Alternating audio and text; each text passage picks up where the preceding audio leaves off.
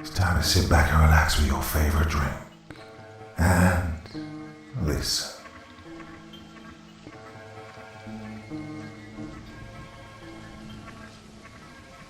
Perhaps if Martin had gone to church more often, this wouldn't have happened. He'd still have died, of course. But don't we all, eventually? What Martin didn't get, however, was the privilege of going into the fabled shining light. He didn't even know he'd died at first. He'd just been sitting in his recliner, watching quality television over his bulging paunch, when he felt a pain in his chest. Everything went black for a moment. Then everything went back to normal, or so he thought. He could still see the TV screen and hear the goings-on of his show. He just felt a little numb. It wasn't until he tried to reach for his bottle of beer that he realized he couldn't move. It didn't register at first, but after about 30 seconds of forced immobility, he started to panic. He wanted to scream, on the off chance that his bitter nag of a wife or his failure of a son would run in to help him, but his tongue and fat lips wouldn't move. Besides, neither of them were home. What felt like hours rolled by, and Martin's panic skyrocketed. How long would it be until he got help? Would he get help? Would he even be found? His wife was still out on one of her marathon shopping sprees, and Mike, the all-round disappointment of a son who just wouldn't leave the family home, despite all the subtle and not-so-subtle hints dropped that he needed to get a job, was probably out spending what would have been his college fund if he hadn't dropped out of high school on his new favorite drug addiction. What if he was stuck like this forever? Despair filled Martin's plaque-clogged heart. He wasn't getting any better. If anything, he finally clued in that something was deeply wrong when he saw his chest wasn't moving. Well, crap. This wasn't how he thought death would be. Where were the fluffy clouds and the sickeningly happy, heart-plucking angels? Or, more realistically, the firing and suffering of eternal damnation? Somewhat worried, Martin deeply pondered this for a while, occasionally breaking from his train of thought to ogle the bouncy blonde on the grainy TV screen. His distress, or more accurately, apathy, eventually soured into impatience as the hours rolled by. His show had long since ended, and had been replaced by a slew of infomercials and products that would give you your hair back in 30 days or less, or trim that belly fat down to nothing in 5 months, while saving you money. Call now and receive. Martin heard the front door open. He felt hope. Maybe, if his wife found him, she'd scream and cry and prove that, after everything that had happened between them, she still loved him. Oh, blast. It was just Mike. Martin doubted many men could get disappointed by their sons after they'd gone and kicked the bucket.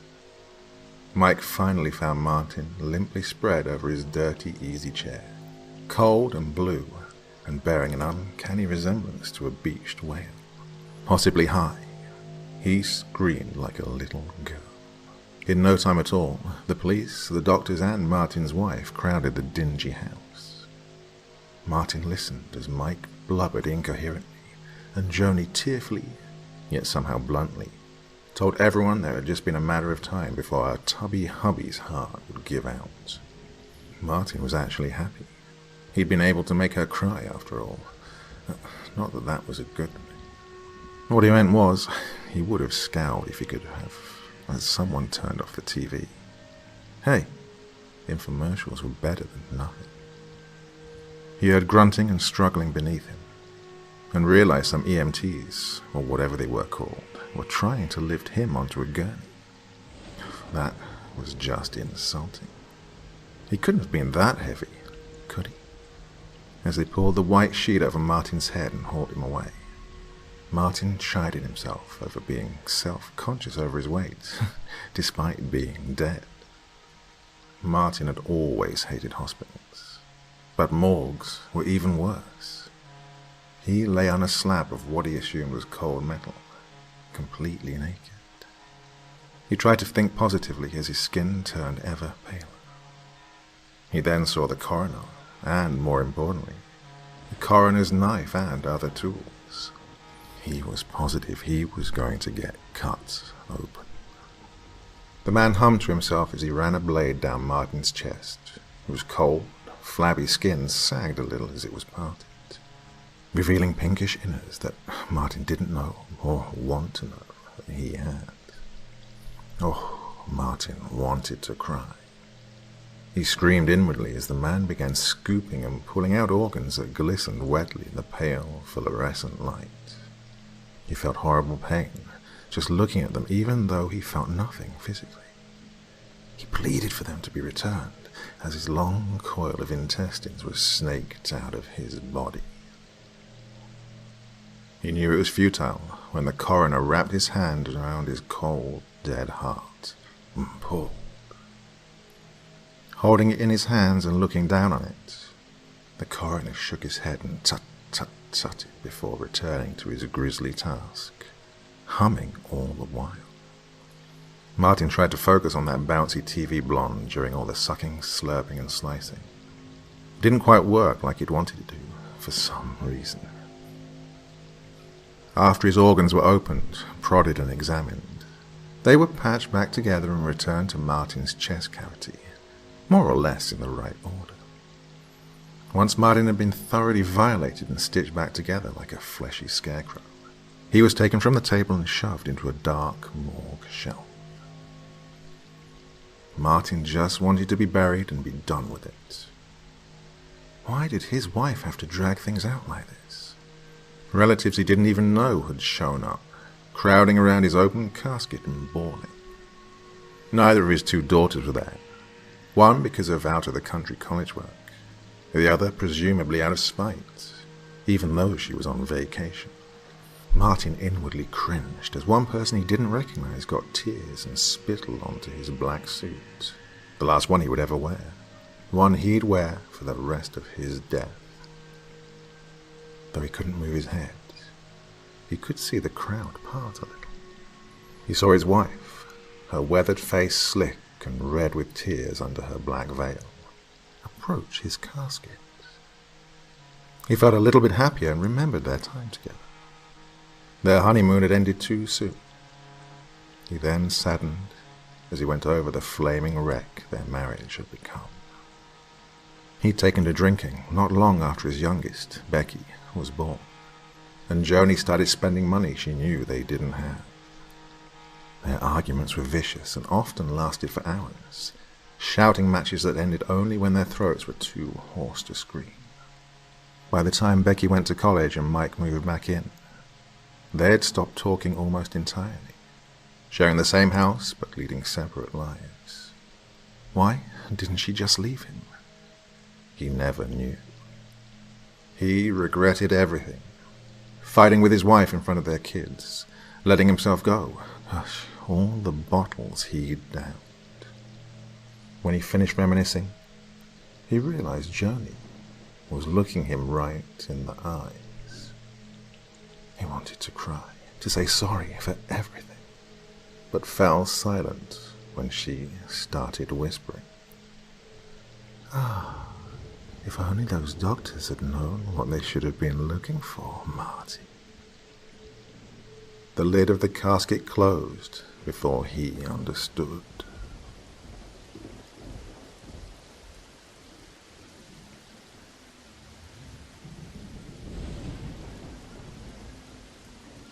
"We'll be back in a few hours," said the girl's parents as they closed the door. She hadn't moved from the cold, hard wood floor. She could do anything. Well, what does she want to do?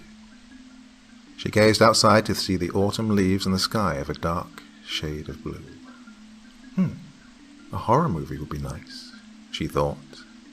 She dropped herself upon the couch and turned on the TV to see the face of a person dead and of rot. It made her jump, but she laughed at the face, for it had been a cheesy movie. By now it was dark, and she placed her hand down by her side to pet her doll. Well, at least she wasn't lonely. The dog licked her softly, brushing its sandpaper-like tongue across the palm of her hand. She got bored of the movie, so she flipped to the next channel to see what was there. Another called Steak Land. She watched the film for about 30 minutes until she got bored again. She placed her hand down to her dog and, once again, it licked her hand.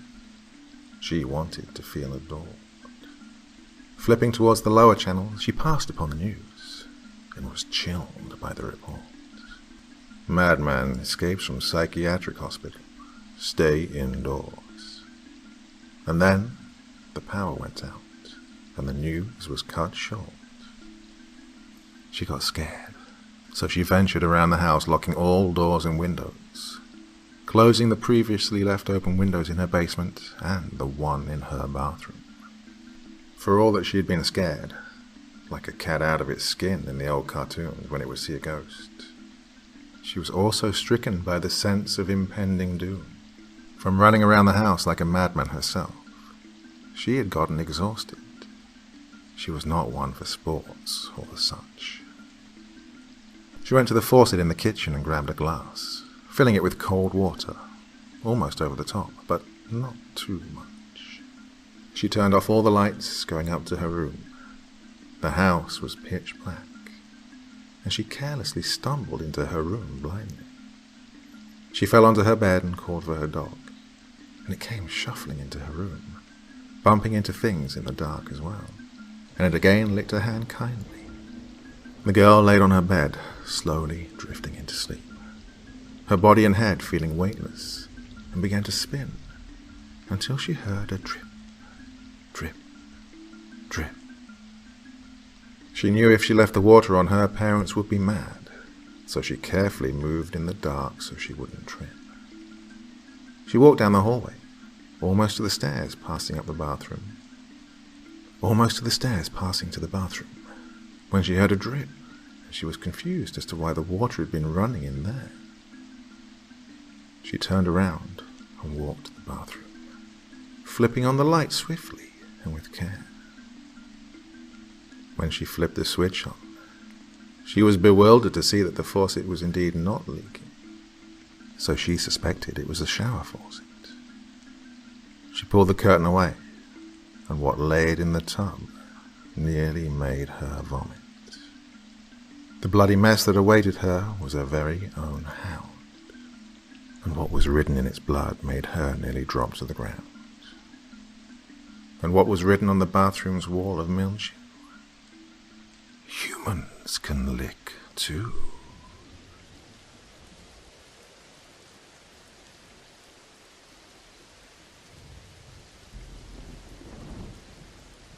I woke to the shrill wail of a siren. At first I was filled with confusion, which solidified into disbelief, which blazed into flat-out panic. I shook Susie awake, screaming that we needed to grab the kids and get out of here. She stared at me for a moment. Then she too heard the siren. The ground shook beneath us and orange light flooded the windows. She tried to argue that we needed to stay here and hunker down, but I knew duck and cover would not save us. I barked out that I'd start the car and she should get Chrissy and Wes. We both flew out of bed. I scrambled on bare feet out of our room and down the stairs, while Susie rushed to get the kids. As I tore through the unlit garage and onto the rough driveway, the soles of my feet getting covered with black dust, I landed on a nail or something else sharp, but I didn't feel any pain. The car door was locked, and I didn't have the keys. Of all the times for me to lock them in the car. I cursed and slammed a fist into the window. Then I ran back into the garage and over to my tool chest. Where? I hissed, throwing screws and nails out by the fistful, until my hands finally wrapped around a good, solid hammer.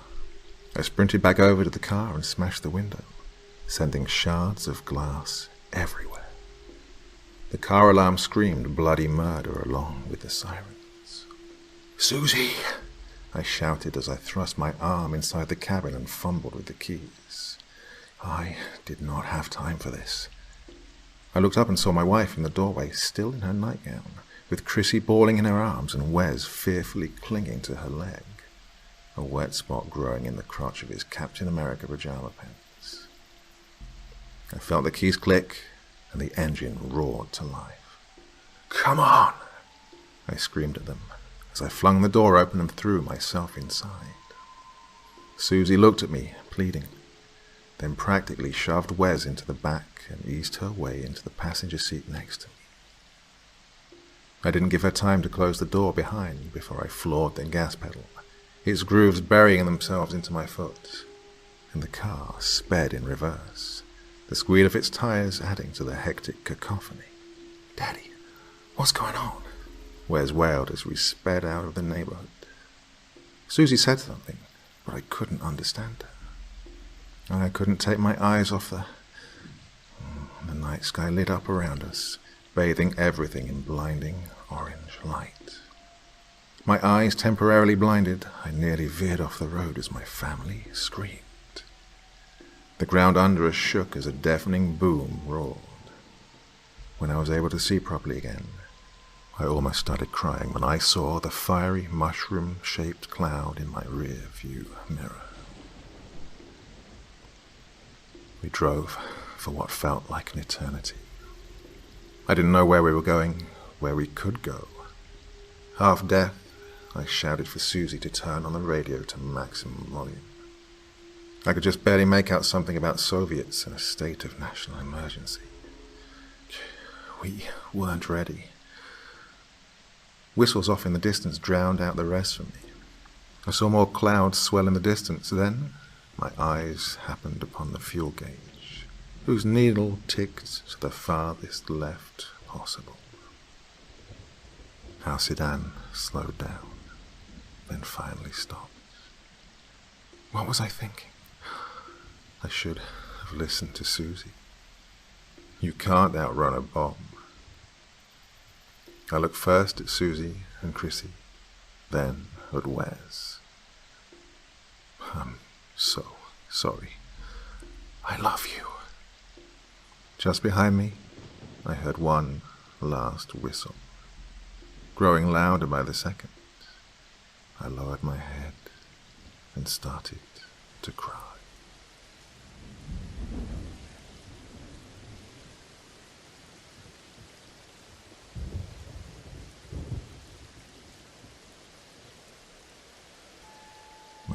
Cancer is a bitch. She is cold and swift, but relieving. I have stage 4 lung cancer. Every day I find myself coughing up blood into a paper towel or into my hand. I'm growing weaker with every turn of day and night. I guess karma finally caught up to me. As a young man, I did very terrible things. When I was in the war, I killed a few people. The adrenaline I felt when I'd first killed was something almost alien to anything else. Something foreign. Something inside of me changed. Something primal. When I was discharged, I found myself craving another fix of what I'd done while I was in the service. Every now and then I would find some homeless man or a hooker on the road, and I would seize my opportunity. I usually strangled them and then disposed of the body in the pine forest behind my home. That became the light of my life. It was what got me up in the morning, and what allowed me to sleep. It was all I did. Dragging a body in a white sheet back to the woods was my normal routine from then on. After my service, I was employed at a hardware shop. Working there helped me pay my bills that stacked in the kitchen of my little house on an old rural road. While I was there, I met a young woman who clearly showed interest in me. We began talking, and every now and then I took her out. I learned a lot about her. It turns out her last lover was an abusive drunk. When she told me, a fire began to burn in my chest, and a tickle erupted in my gut. Just hearing this made me excited and angry. I found out where he lived and made work of him. I buried him in the forest behind my home. I felt my passion for what I do begin to dwindle, as another passion was presented in my life: love. We'd been dating for 6 months, but I still kept up my normal hobby. She never found out. Later, Tracy, my new lover, and I got married and had 3 kids. They grew up fine with nice paying jobs, and by this time, I'd definitely given up my hobby. That lifestyle wasn't suitable for a father, and soon a grandfather. A few years after my grandchildren were born, I was diagnosed with lung cancer. My life started going downhill. When my grandchildren were in their teenage years, Tracy passed away from a heart attack. The little bastards I call grandchildren were more concerned about who got Tracy's possessions and the money she left over than the fact that their grandmother had just died. I felt angry, but descended into a deep state of depression. I became very senile after Tracy's death. I didn't want to see anyone, and I didn't want to put up with their shit. A few months later, my birthday came around. All up until then, my home, my sanctuary of peace and quiet, was bombarded with family and the grandchildren. They were brandishing their new phone devices and flashy clothing. They never let their gaze off them. Towards the end of the party, they told me they were going to walk into the woods and explore for a bit. I scowled at them and told them they weren't allowed to go up there. To be honest, I didn't care where those bastards went. I just wanted them out, and I didn't want them in the pines. I worried that one of them would come across an exposed skeleton. I wasn't taking a chance. I told them to go down an open trail that went away from the pines. They were displeased, but they listened. As they exited the house, I gazed out of the window. They looked back but didn't see anyone, so they quickly ran into the pines and disappeared. I cursed to myself quietly. In total, I believe I brought around 30 or so bodies up there. I slipped out of the house quietly and headed to the tool shed. I grabbed a shovel and began walking to the pines. Looks like I'm going to have to add a few more to my count.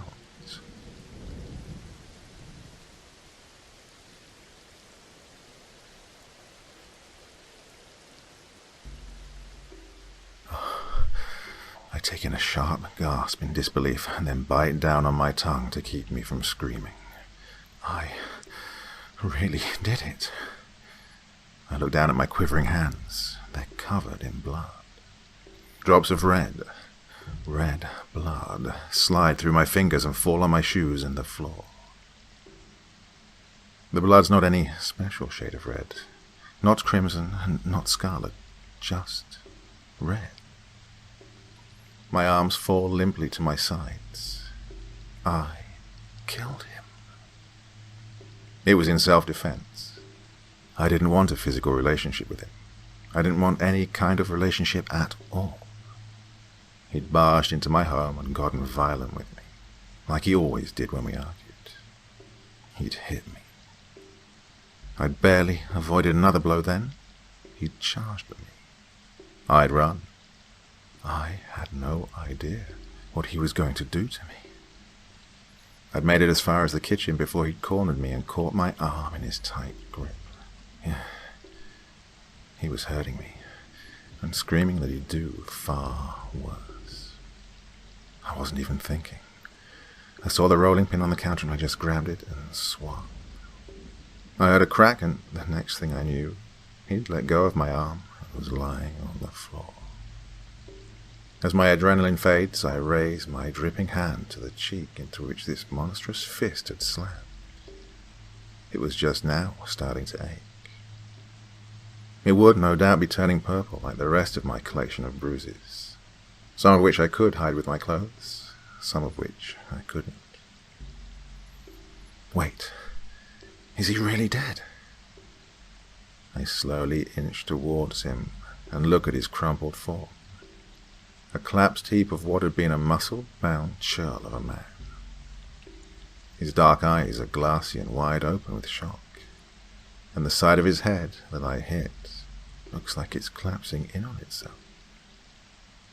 It was in self-defense. He was going to hurt me again. Oh, it was in self-defense, officer, I say aloud. I grin wickedly. Why would anyone believe otherwise? Oh, will my poor, trembling fingers possibly be able to punch in 911?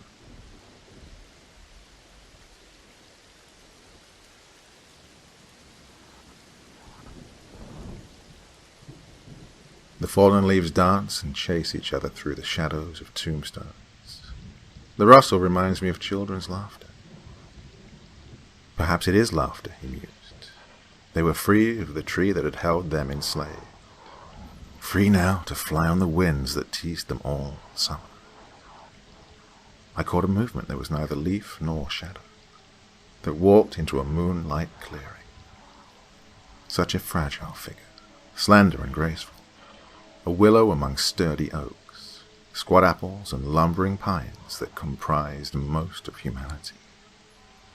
I know, even though the creature was too far away, that the hair bound so tight beneath the jacket's hood is the color of old gold. The eyes are silver gray, the skin a pale, smooth ivory.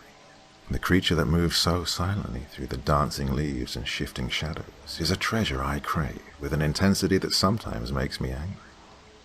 This creature is mine.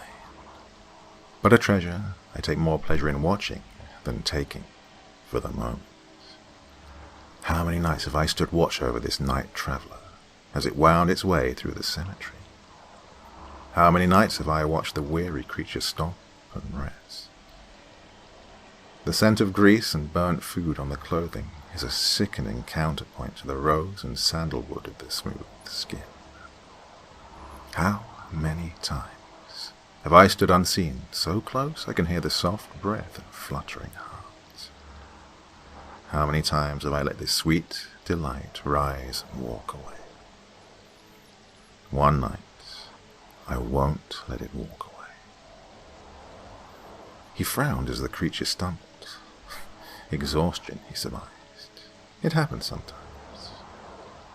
Barely halfway across, the weary creature stopped and sat down on a cold stone bench. A change from its normal behavior. Always before, it had stopped beneath the singing tree, an ancient oak filled with wind chimes by mourners. I frowned and moved silently through the shadows, till I stood mere feet behind the slumped form. I listened to the heart that beat far too fast and hard, the breath that was a ragged draw. Oh, illness. Why did it strike these frail creatures so quickly? Still, my sweet diversion is young. Illness will be thrown off soon, and soon it will be old enough to claim forever. The moon grew full and waned, following its own time. The dark nights came and went, but no footsteps broke the silence of the stone garden, save mine. I had gone from sorrow to anger to fear. Why had I never followed the golden creature to its home, so I would know where to start looking for it? Even the leaves had fled, leaving the ground bare until the snow had taken pity and tucked it into a feathery quilt of pristine white. It was on an icy cold night that the moon broke from the clouds and sparkled against the snow. There it showed the slow progress of a too thin figure. I leapt from my perch with a strangely eager heart, but then saw the slow, staggering movements. It could not be my lost creature. The body was rail thin, the hair lank, and yet sandalwood and roses teased me beneath the sour sweat of fever. I had to know for sure. I followed carelessly. He could afford to. The shambling creature was focused upon its path and nothing else. Sheer strength of will kept the feet plodding their slow path, until they came to the singing tree. The faint wind sent the chimes hidden high above in the tree branches, dancing into a slow and mournful melody. The head looked up, and the hood fell away. Oh, my heart nearly broke. What had happened to my sweet-faced treasure? When had it grown so pale and feeble? The golden hair was dulled, the eyes sunken, the ivory skin flushed, the grace torn away by a body struggling to survive. My little wandering prize, my small amusement, my delight, was soon to be a hollow shell. Such was always the case with these creatures. The graveyard was proof of that. But this creature was mine.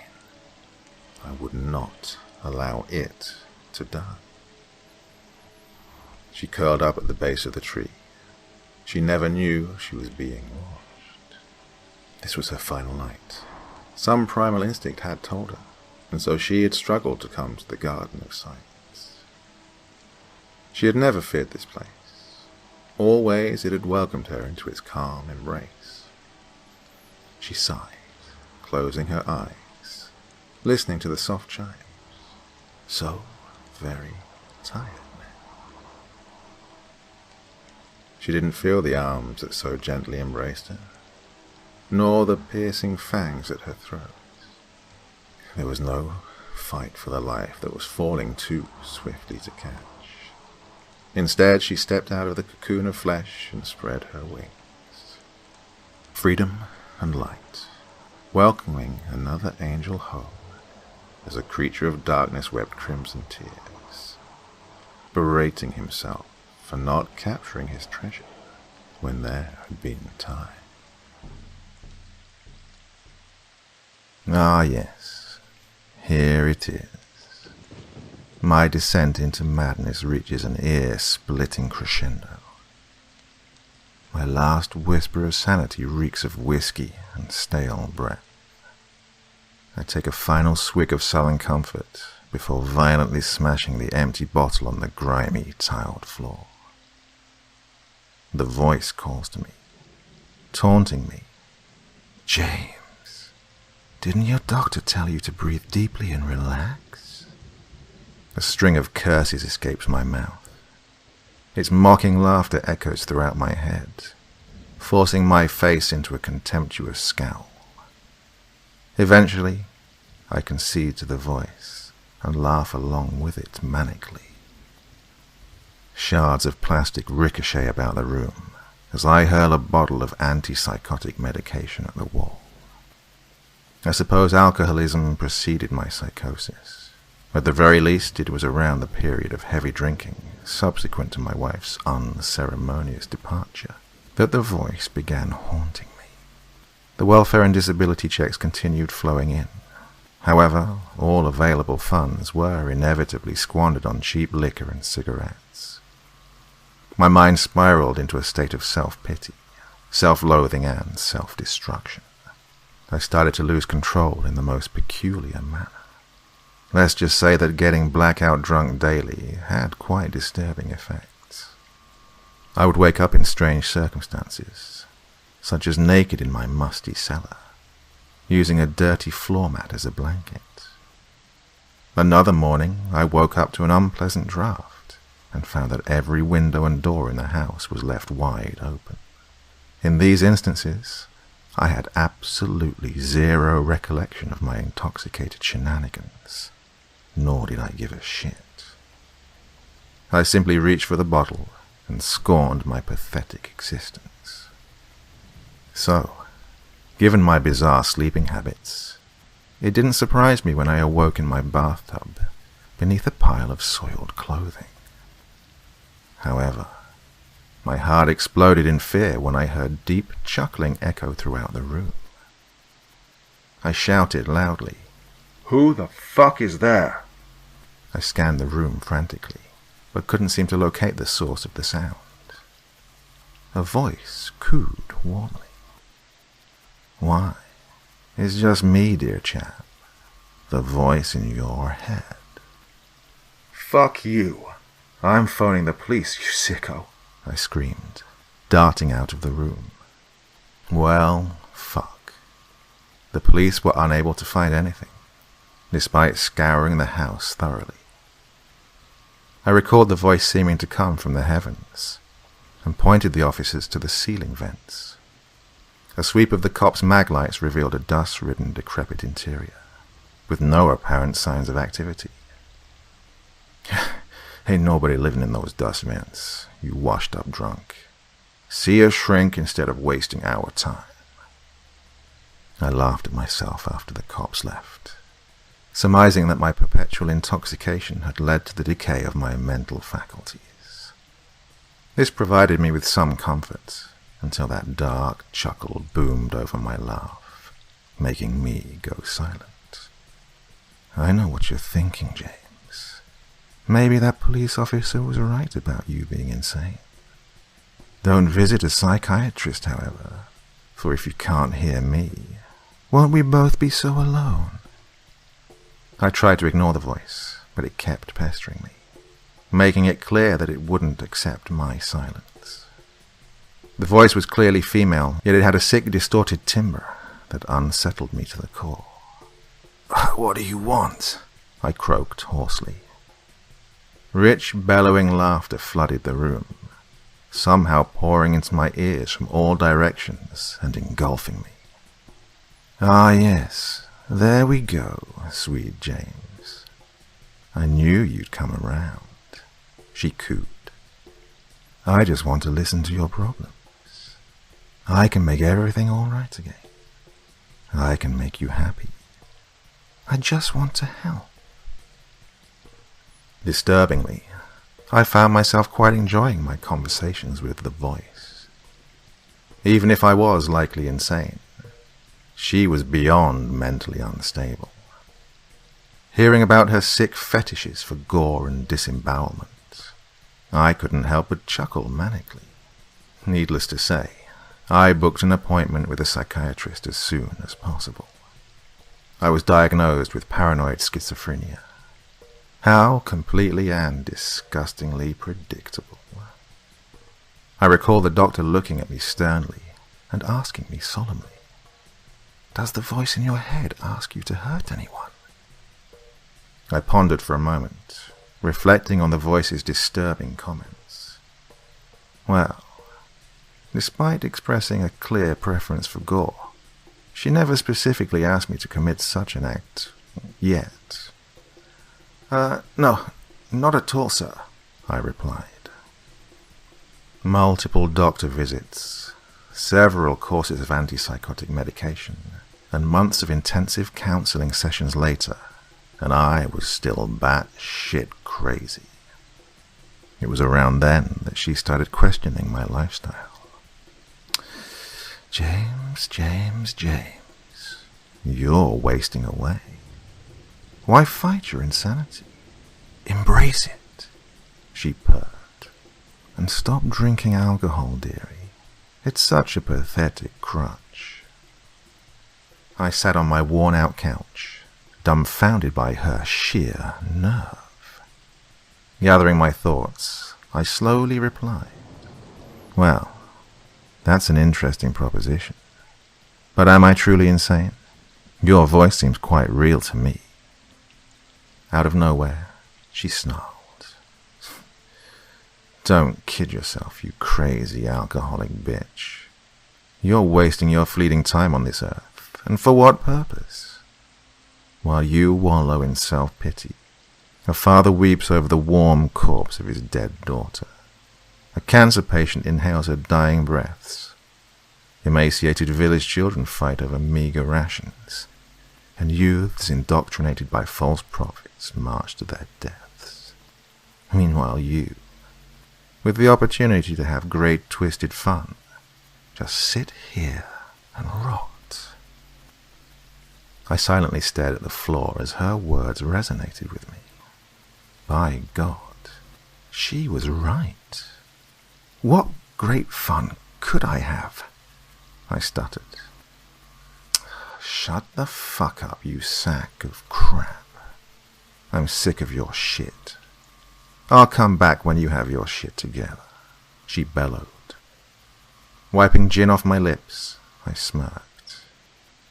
In what circumstances does an imaginary voice disappear from the mind of a lunatic? She won't go anywhere. She can't. I need her, I thought, as the gin put me to sleep and the world faded to black. When I awoke to a throbbing headache, I didn't receive the usual sarcastic greeting. I called for her, helplessly. Are you there? I'm sorry. I will stop drinking, I promise. I cried desperately, but my hollow promise fell on stale air. I groggily recalled making that very same promise so many times to my sweet ex-wife. I violently face-palmed, realizing that it was futile to try coaxing a voice in my own head with lies. I collapsed on my bed and shivered. I was alone. Pathetically, I cried into my dirty pillow and drifted back into a restless sleep. Strangely, I woke up with a clear mind and a newfound sense of resilience and determination. I set about tidying my house, with a silly grin plastered on my face. Over the next few days, I cleared the house of trash and debris, pouring my stash of alcohol down the sink. I no longer had a thirst for liquor. I no longer needed a crutch for my shattered psyche. My government checks were no longer squandered. I bought healthy, nutritious food and saved any remaining funds. For months, I honed my body with a rigorous exercise routine, strengthening my muscles and enhancing my cardio. Needless to say, I was diligent in avoiding any government detection of these activities, lest my disability funds be rescinded. I felt better than I ever had in my entire life, and yet something was missing. Her voice. I yearned for it, that smoky and darkly sensual tone that used to resonate throughout my disturbed mind, coaxing me further into depravity. She had abandoned me due to my alcoholism and lack of productivity. Yet, after such a long period of sobriety, her voice had not returned. No, that's not it at all. A wicked grin spread upon my face, my eyes narrowing into gleeful crescents. All the twisted fun I'd been missing out on became apparent. John was a hard-working businessman, a doting husband, and a loving father of two. He furrowed his brow in anxiety as he strode about the vacant parkade, his briefcase swaying as he rushed to his sedan. The corporate manager was incredibly demanding, forcing him to work ridiculously late. His wife would surely be frustrated by his absence, and his children would be quite upset that he missed their usual after-dinner playtime. John absent-mindedly entered his car and shoved the key in the ignition. Oh, how surprised John was when I leapt from the back seat and stabbed a needle into his arm, emptying the syringe into him. Oh, how he squirmed as the powerful sedatives put him to sleep. I tucked his body beneath the blankets under which I had been hiding all day and drove back to my house. Her voice murmured gleeful compliments as I coiled rope around John's unconscious body, binding him securely to a metal chair. "Oh, what a great job you've done, my dear James," she cooed as I stuffed a cloth into John's mouth, slapping duct tape on to seal his lips. John's eyelids fluttered briefly. "He's awake. Can I slash open his guts now?" I asked. "No, you absolute dunce. We must wait until he regains complete consciousness.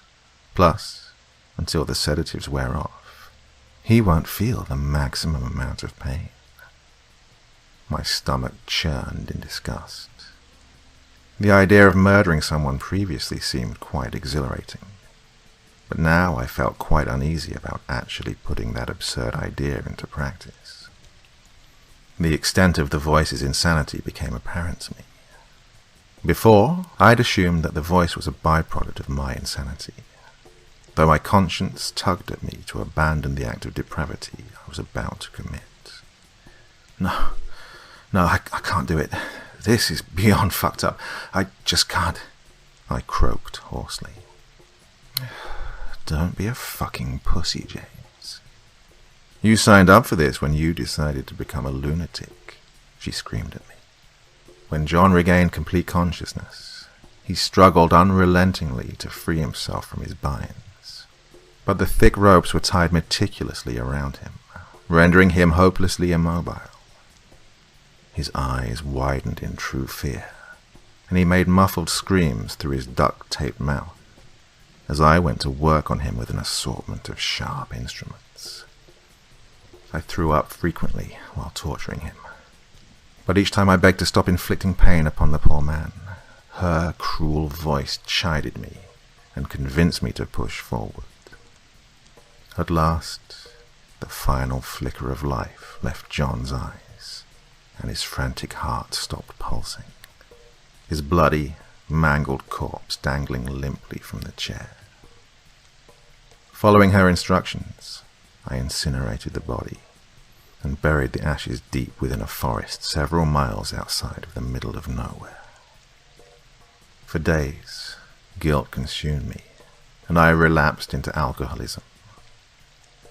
What I did was beyond disgusting. It was heinous and revolting. I've tried to commit suicide, but I've always been a coward, and inevitably I returned to the bottle to drown my sorrows. So, now, here we are.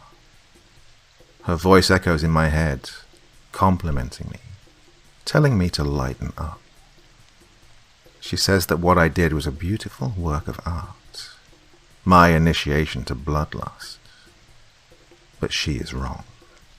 I harbor no urge to kill another. I am disturbed by the vile, demonic excuse of a human being I have become. My descent into madness reaches an ear-splitting crescendo. My last whisper of sanity reeks of whiskey and stale breath. My heart slams against my ribcage as I heard a loud crash. Dust spills about the dimly lit room as an emaciated figure slowly descends the ladder from the attic. I emit panic screams as I stumble backwards trying to escape. "Who the fuck are you?" I scream. A toothy grin spreads across her pale face. "Why, James, I'm the voice in your head."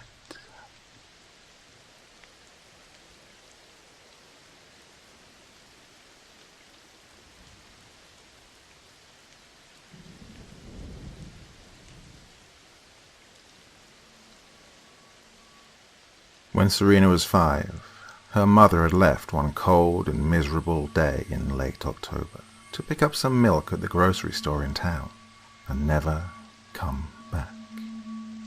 That was 9 years ago, and now Serena was 14 and could barely remember her.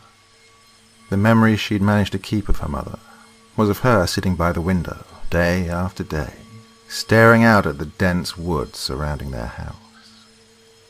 She always had a worried look on her face, like she was scared of something hiding within them.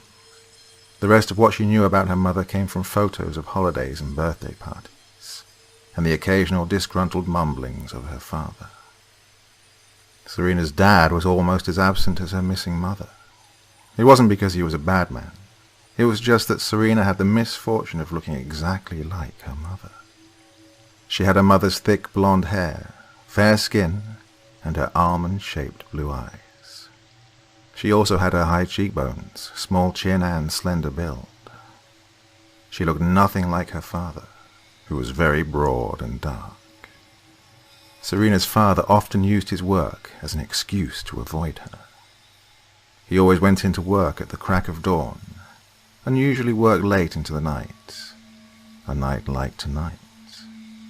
At 10, the sound of the front door opening and heavy footsteps on the wooden floors downstairs announced his return home.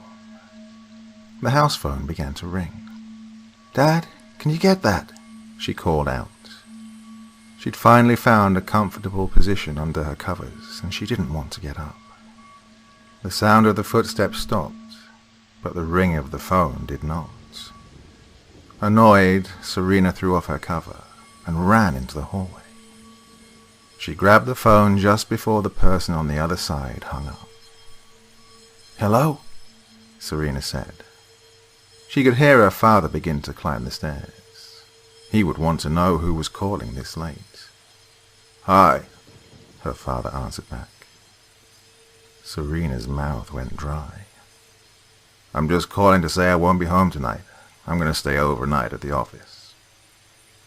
"You mean you aren't home right now? And you're not downstairs?" Serena asked, her voice cracking in the middle. "No. Why?" The footsteps had reached the top of the stairs, and someone was standing behind her.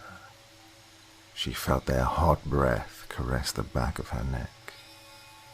"Because I heard you come in, and now you're standing right behind me. Only it's not you." A pause at the other end. "I love you, Serena," her father said into the phone. "I'm hanging up now and calling the police." Serena began to cry. Not because she was scared, but because her father had said he loved her. She hadn't heard those words in a long time. It was a bittersweet moment. "I love you too, Dad," she said, right before two massive hands reached out and cut off her air.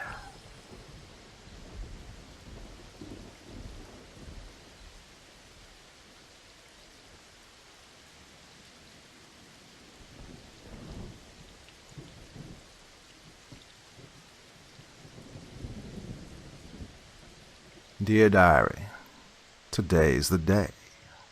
Today I get to be bitten by a snake, just like Daddy.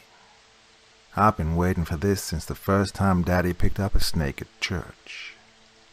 He said that God had come and told him that he could pick up snakes, and he did. He picked up a big rattler and held out his arm, and it bit him. A lot of people screamed. I did too. But, except for a little blood, he didn't die. He read from the good book about picking up snakes, and drinking poison, and other things. It was really cool. Later I heard him telling Mama that he finally figured out how he can save all of our people. That is real smart. He knows a lot about God and about snakes too. Daddy's picked up his snake a lot in the past 2 years. I call him Sammy. Daddy keeps him in the garage and feeds him mice and stuff. Oof, it's icky. Jimmy says there are other churches that pick up snakes, but Daddy's the only one that lets his snake bite him like that. God must like him a whole lot. Jimmy pulled my hair again yesterday. He makes me so mad, but he also kind of makes me smile. Every time Daddy lets Sammy bite him, he says it's a miracle. He says that whenever a miracle happens, we get to see the face of Jesus, and that makes us blessed. I think he's right. Blessings have been happening to people in our church. Jimmy's folks got a shiny new car. Daddy clicked his tongue and said he didn't know if that was such a good idea, but I hope Mr. Jones will take me for a ride soon. I bet it goes fast. And Mama asked Daddy if we could go someplace fun next month. Since the Petersons just got tickets to Mexico, Daddy said now is not a good time. Maybe they could talk about it later, which means no. Daddy and some of the other men went out in the hills and got more snakes. Enough for each family. He said we should all be bit at the same time. I'm excited to be special too. But I don't know about something. When Daddy first got Sammy, he took him out into the garage. I don't think I was supposed to look, but I did. Daddy was messing with Sammy's mouth. I think he took something out of his teeth. He caught me looking and told me that he was doing God's work and healing Sammy, and that it was our little secret. But he didn't heal the new snakes. I guess they just weren't sick. I can't wait for this afternoon. We're gonna have a big meeting and everyone's gonna be there. I like Daddy's sermons more since he let Sammy bite him. He used to just talk about how bad things were, and how the world was going to hell. But now he talks about heaven, and how great it is there.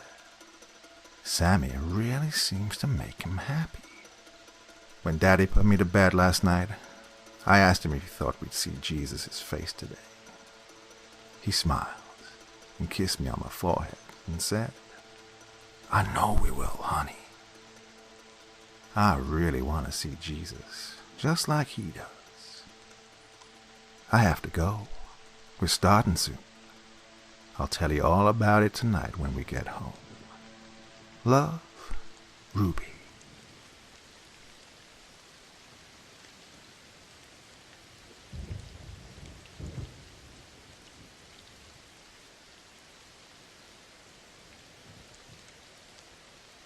If you happen to find yourself alone at night on Oakwood Road, with no moonlight nor a friend at your side, pray that you don't hear the laughing coming from the dark behind you.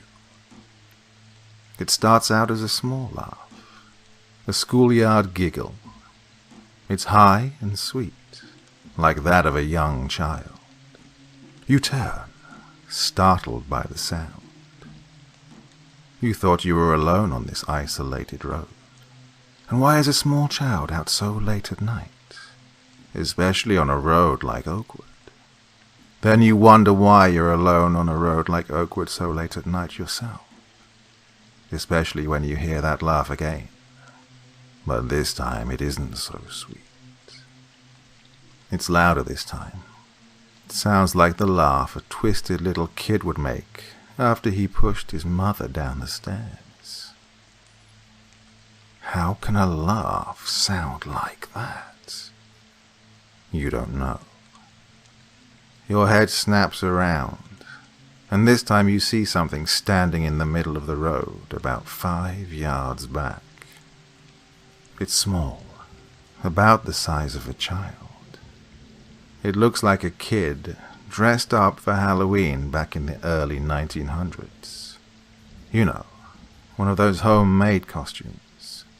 But it is nothing as innocent as that.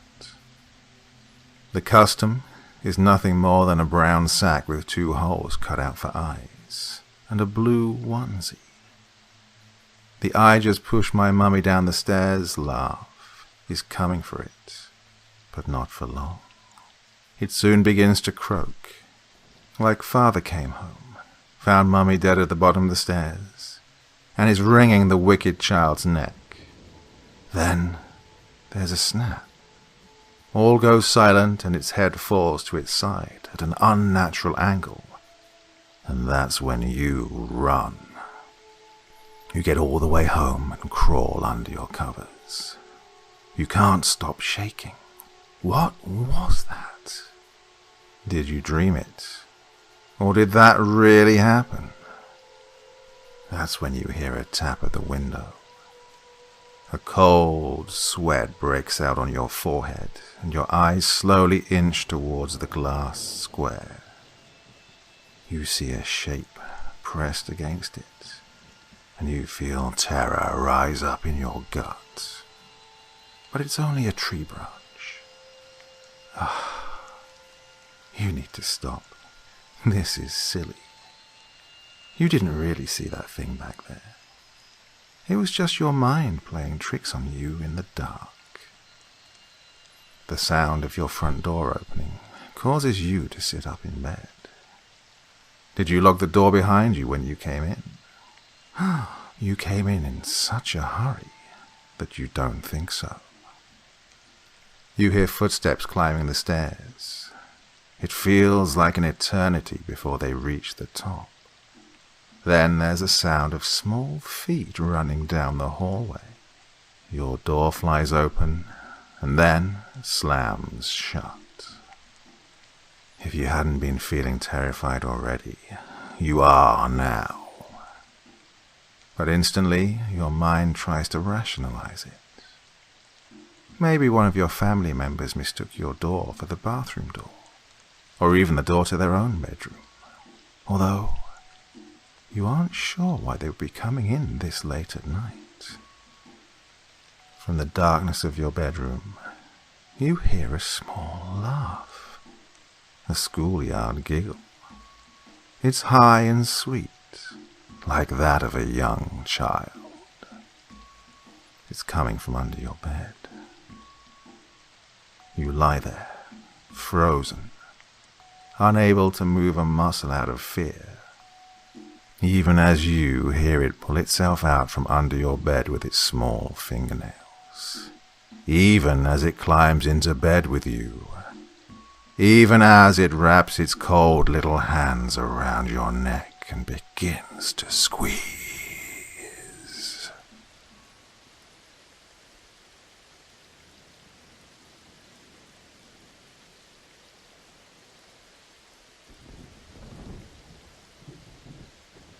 It's been lost as to when exactly it happened, when they came. At first it seemed like there were just a few of them. They weren't too much of a threat. Some of us would go missing from time to time, but it wasn't enough to really worry anyone. Every living thing has disappearances from other creatures or simply losing one's way. Eventually, they came like locusts, like a plague. They were everywhere. They were taking over our homes, tearing them apart to create their own crude structures. They brought with them unimaginably loud noises and screaming. Then along the way, one of us found out that those things, they were eating us. More and more of us began to disappear, and sometimes one of us would stumble across the body, strung up, cut, gutted, lifeless, butchered beyond recognition. Those creatures would carve off pieces of flesh, add some kind of dirt to them, or an odd liquid, some sort of unusual seasoning perhaps, then put it in a pan or other cooking means. And the smell. Oh God, the smell. Have you ever smelled the flesh of your brother, father, sister, neighbor, someone you grew up with, someone you knew? The smell of them cook. It's horrid. We weren't the only ones though. No. They snatched up just about any other species to feast on, to make meals of. Over time, we gave up and moved into the forests. Some of us lived on the edges, roaming close to the things and places that these creatures created. Some of us pushed deep into the woods in an attempt to hide and try to live a new life, away from the gnashing teeth of those things and the horror they brought with them. But in the forest, our chances of survival dwindled as well. We now had to be careful of other predators, mountain lions, bears, wolves, coyotes, anything that ate meat. We didn't have the spaces to hide from these threats anymore, and those demons, those alien things that pushed us deeper, also pushed animals that would hunt us deeper into the forest as well. Although we still used the sun to see, we grew accustomed to the dark more, and we could easily move around. It was easiest to search out food in the between times, such as dusk and dawn. Those things weren't as active then. We learned what areas to avoid, when we could creep up to their buildings and homes to find some sort of forgotten treat long missed by our mouths. Sometimes a night of searching for something to put in our bellies and sustain us was met with disgusting horror. Finding bodies of fallen brethren on the sides of the roads, mangled, broken, twisted. If we were lucky, the bodies we came across weren't too badly mutilated, but sometimes, oh, sometimes they were worse. The body might be cut in half, looking as if something ripped it apart rather than cut it. Blood would be splattered around, and intestines or other internal organs would be spilling out of whatever unnatural hole was nearest to them. The eyes would stare at nothing. Dark, lifeless, haunting.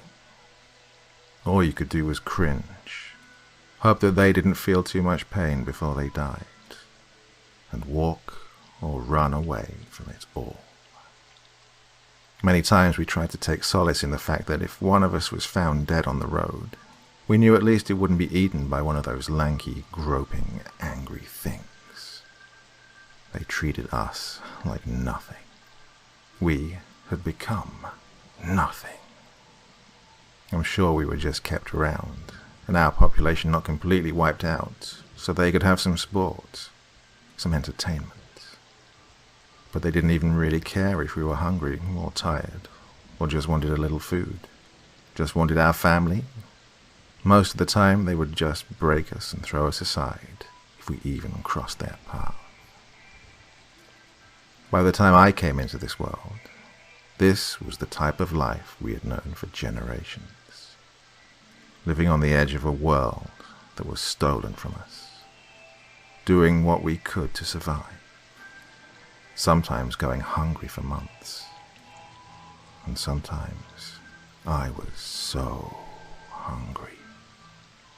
This morning I woke up that way. Well, I say morning, but it was actually just before dawn.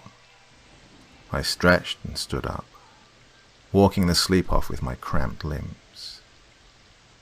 My stomach grumbled almost immediately. I hadn't eaten anything substantial in a few days. I'd kept to the forest, foraging for what I could find that nature provided. I knew there was a clearing not far, but it was dangerous to be out in the open for too long. The air was getting colder each day, and frost could be found on the grass in the mornings. It would be winter soon, and seemed like it was gearing up to be a rough one. My stomach groaned at me again, and I knew I had to risk it. With winter, food would become more scarce, so I needed as much as I could get right now. Maybe I wouldn't have to get too exposed. Maybe I could just go to the edge of the clearing and find something I could use to satiate my stomach for a bit. When I got there, I could look around and make sure that it was safe. Take my time to be sure there were no lurking predators. Then push into the clearing, where I knew I could find some bushes with berries at least. I made my way slowly to my destination, stopping at a stream along the way to drink some of the cold water. It felt icy, but good, slipping down my throat. Before I knew it, I was in the trees at the edge of the open space. It didn't seem like there was anything around. I'd seen a few others through the trees on my way, but I didn't see anything that would harm me. Still, I waited a while, circling the little clearing and looking for anything good to eat as I did.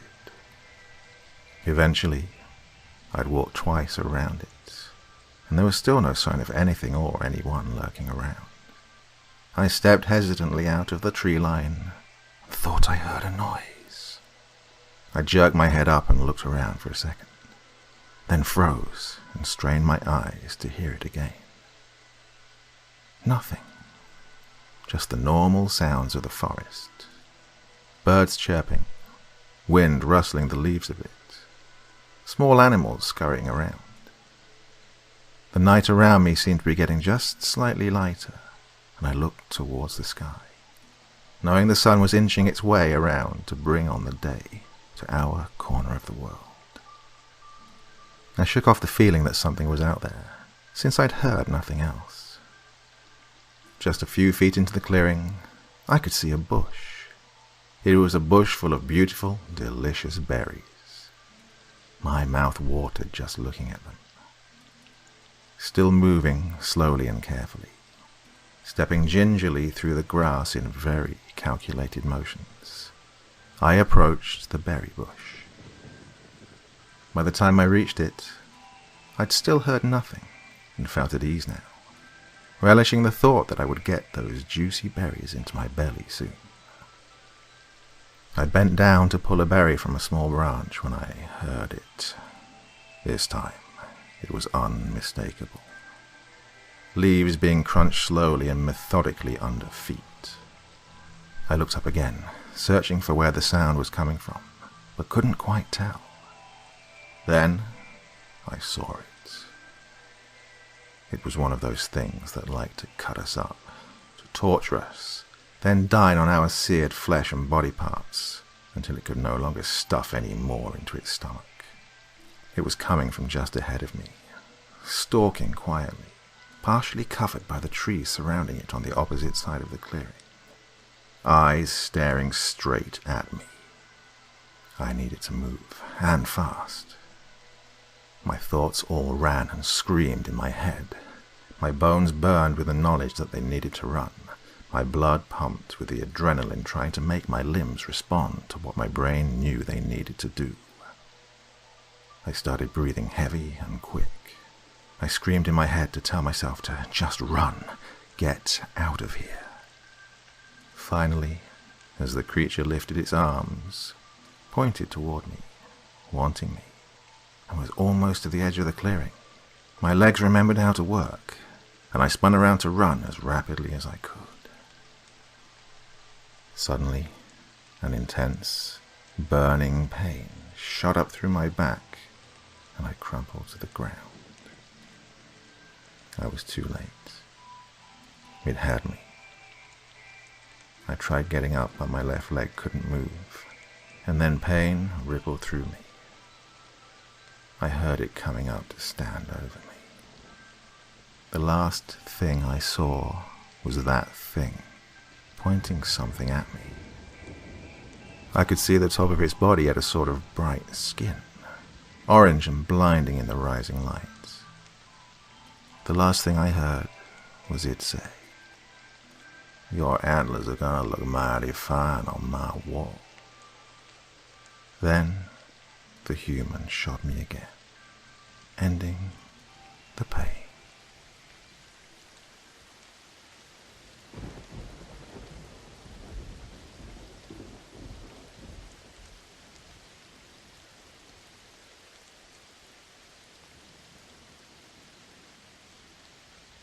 The rain always made me miserable.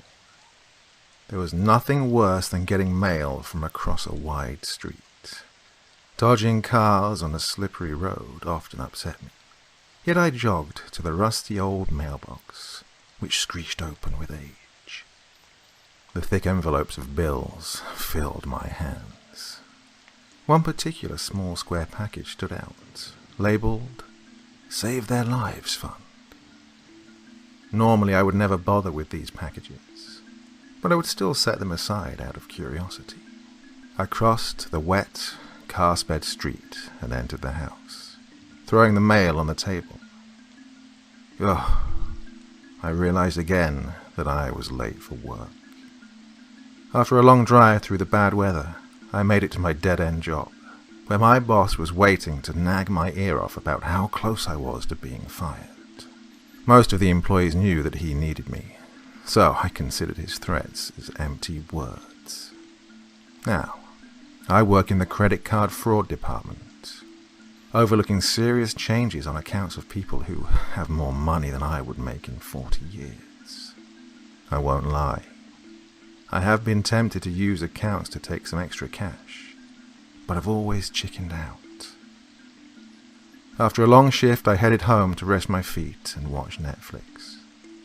While turning on my PS4 and waiting for the menu to show up, I caught a glimpse of the plain charity package from the mail this morning.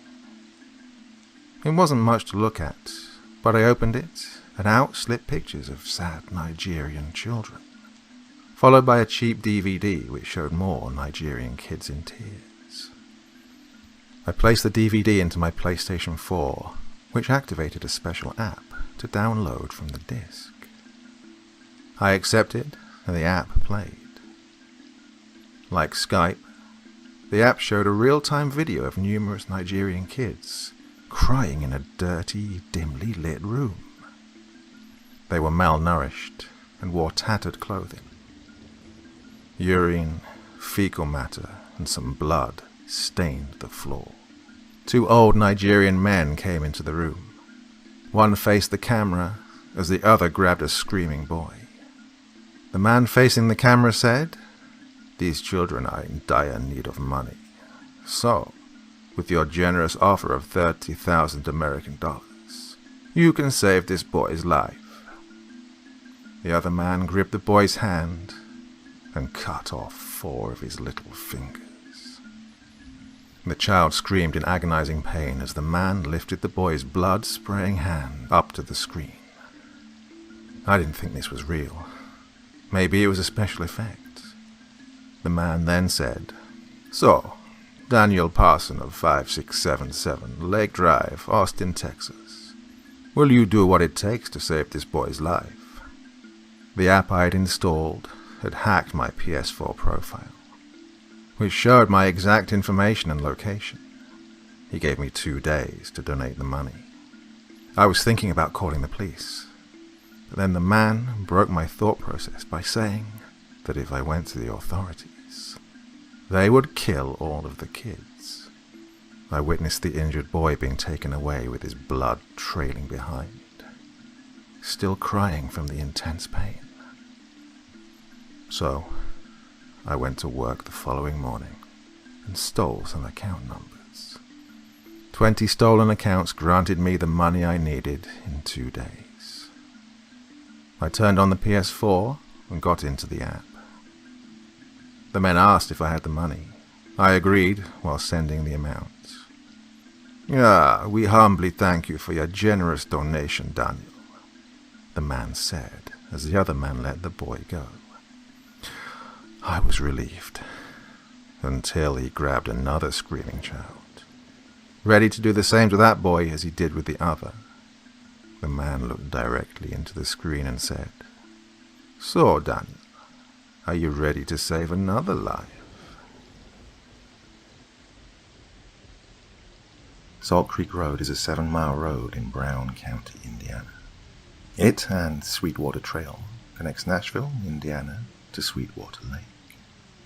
The road is a very narrow 2-lane road with sharp turns and graded bridges. I was 22 at the time. I'd gone with my buddies to watch the Monday night football game at the golf course bar just outside Nashville. Halfway during the 3rd quarter, I told my friends I was done for the evening and was heading home.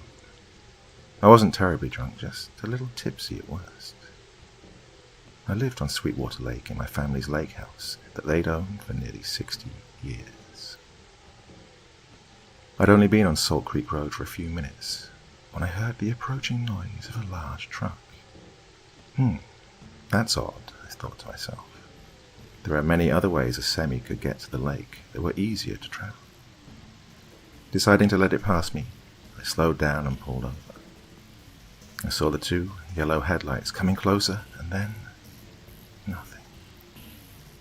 The lights passed my car, but there was no source for the lights themselves. I could still hear the noises of the diesel engine, growing fainter and fainter. Passing it off as some semi-drunken hallucination, I continued driving. And that's when I started to smell diesel fuel and blood. Off in the distance, I could see an orangish yellow light. I feared that the vehicle was on fire and reached for my cell phone, but I stopped in shock as I saw the entire scene in front of me. A large semi-truck had careened off the road into Salt Creek and the rocky cliffs on both sides. The engine had exploded, setting the contents of the truck on fire. The driver had been catapulted through the windshield and into a nearby tree, decapitating him. The body was still squirming, blood pouring out from his neck and everywhere else in his body. I pulled over and stepped outside, vomiting all over the pavement. I'd only dialed 9 when the body stopped squirming. It stood up and seemed to be facing me. The stench of his putrid breath from this far away told me that I wasn't dreaming.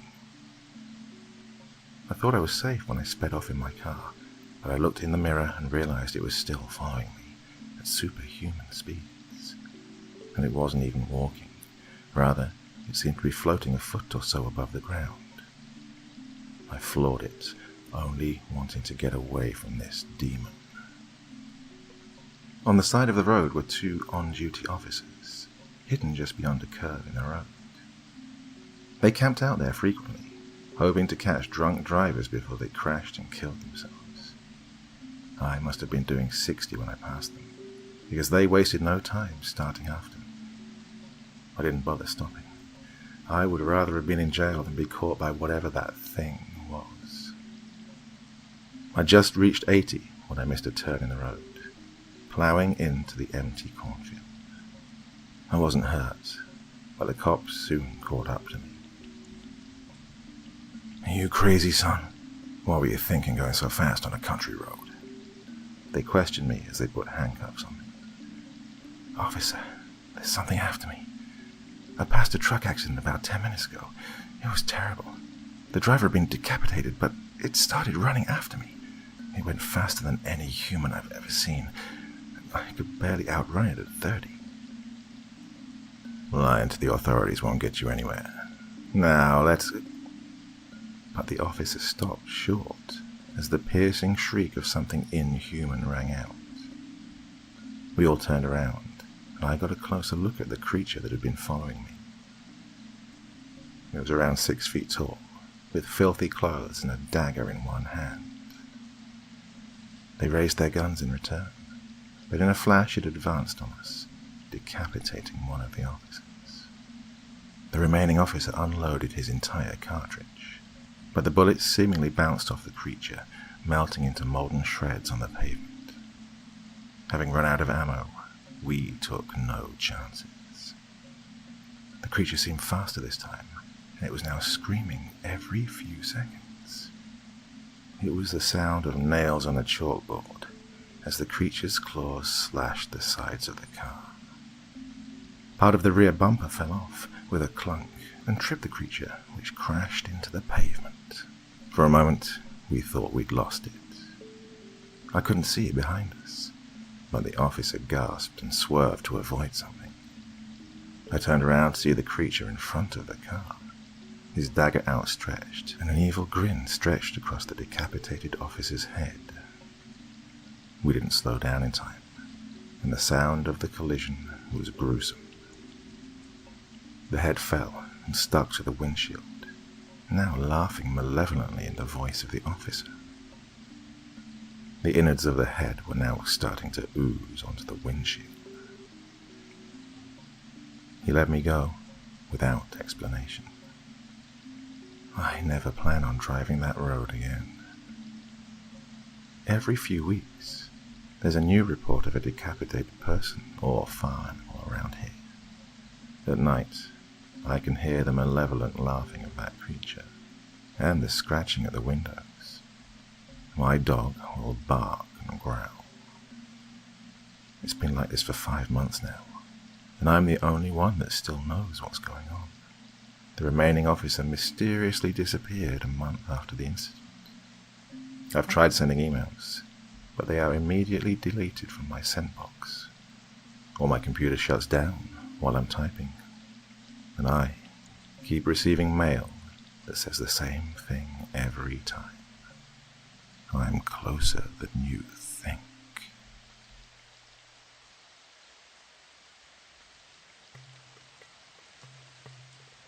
I lived next to this one kid who always had bandages wrapped around his entire head, even covering his face. I remembered his name was Wilbur, a 12-year-old boy who never left his house. He sometimes looked out of his bedroom window on the top floor at all of the kids who would play outside, while Wilbur just sat and watched. I remembered his windows had metal bars on them, so there was no way he could climb out of his bedroom.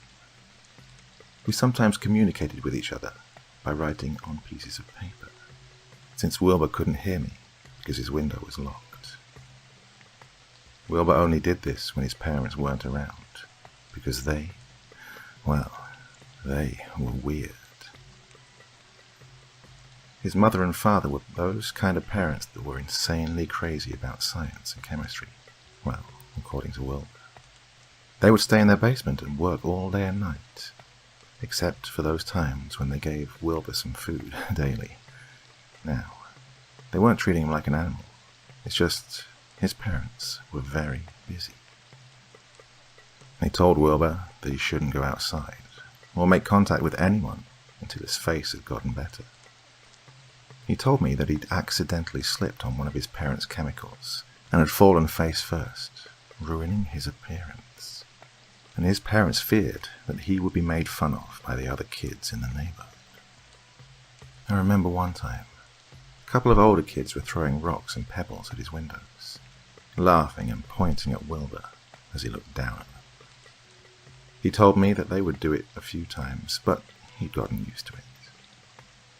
But to me, he was always a great guy, and still is today. I've never been inside his house, but he showed me some of the cool stuff he collected, like comic books. He had loads of them, from Marvel to DC to other non-superhero comics. He was a huge superhero fan. He even said that he felt like a superhero.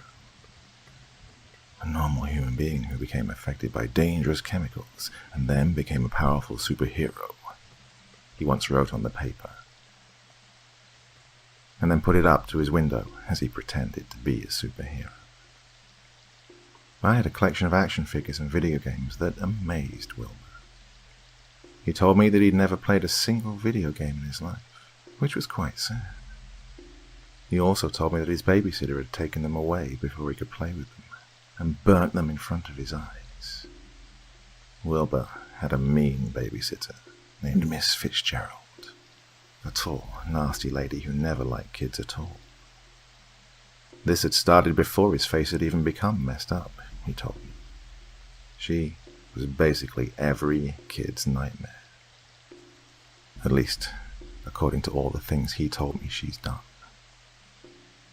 Miss Fitzgerald had babysat many kids before, and trust me, it was not pretty. Wilbur told me that the last kid she babysat, a 4-year-old girl, she made her live through 7 hours of hell.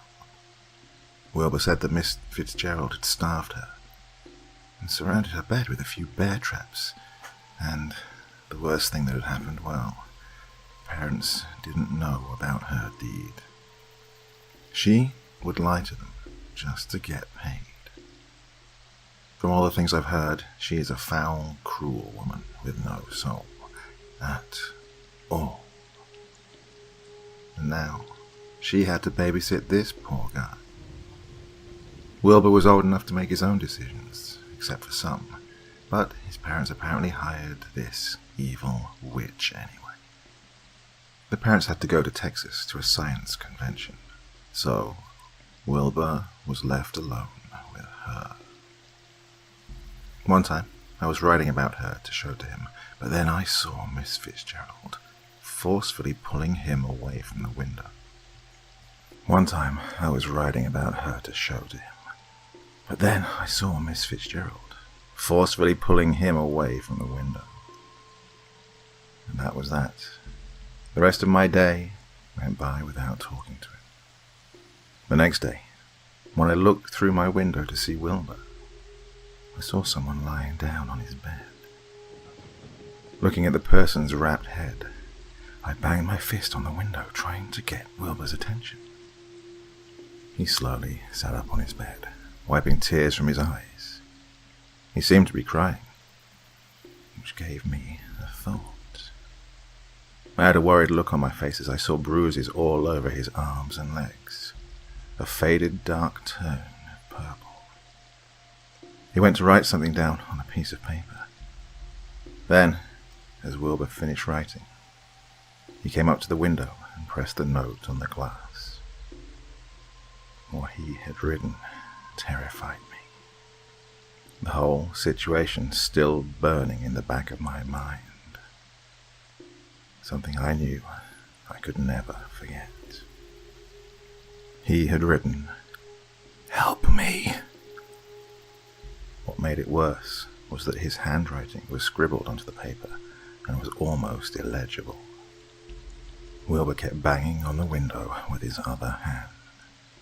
And then, suddenly, I saw someone else run into his bedroom next to him. Yes, it was her. You know who.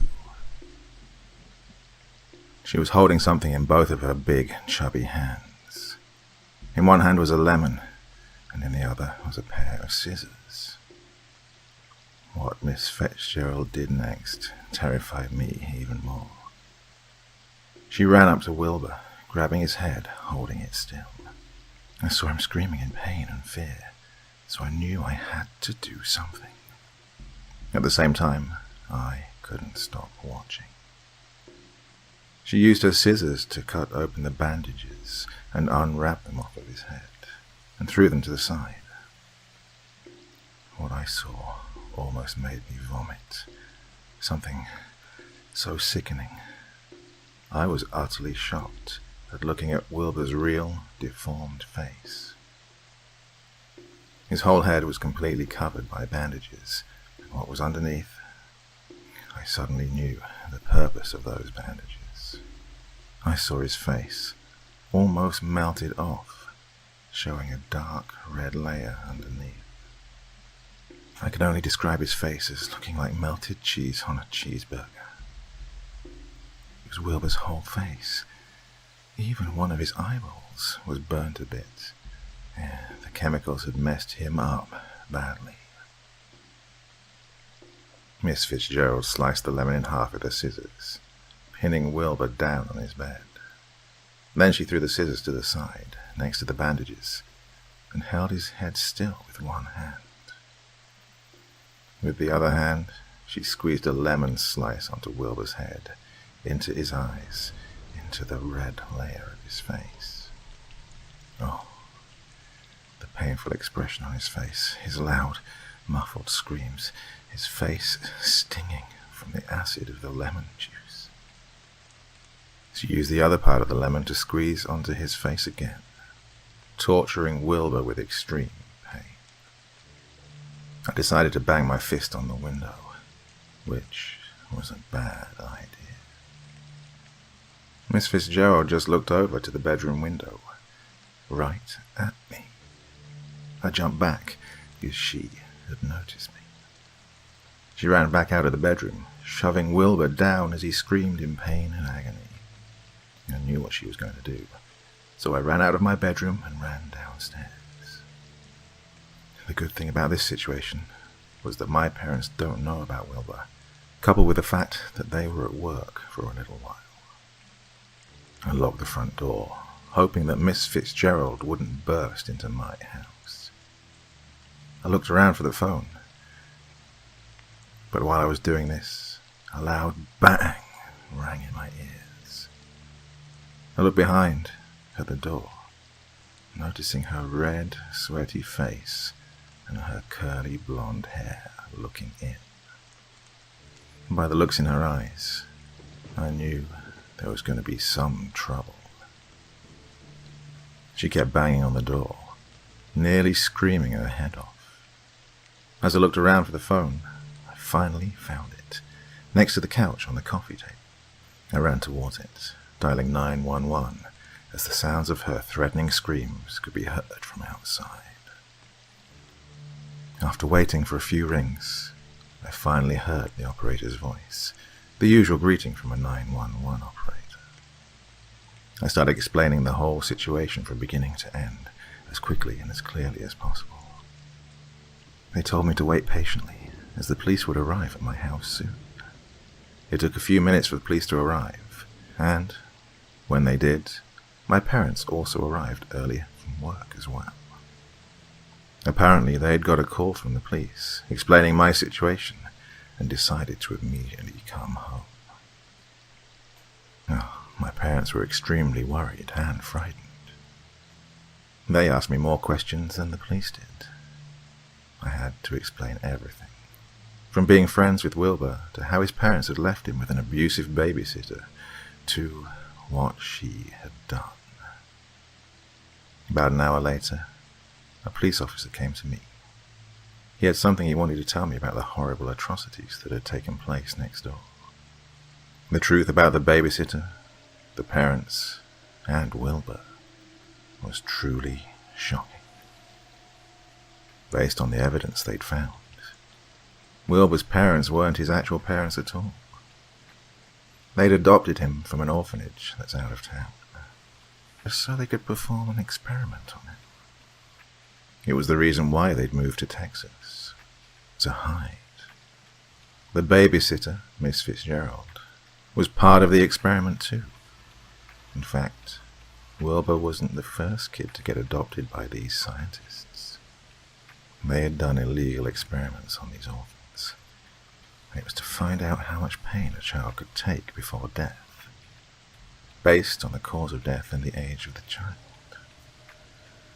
38 children between the ages of 2 and 13 had been reported missing, and Wilbur was one of them.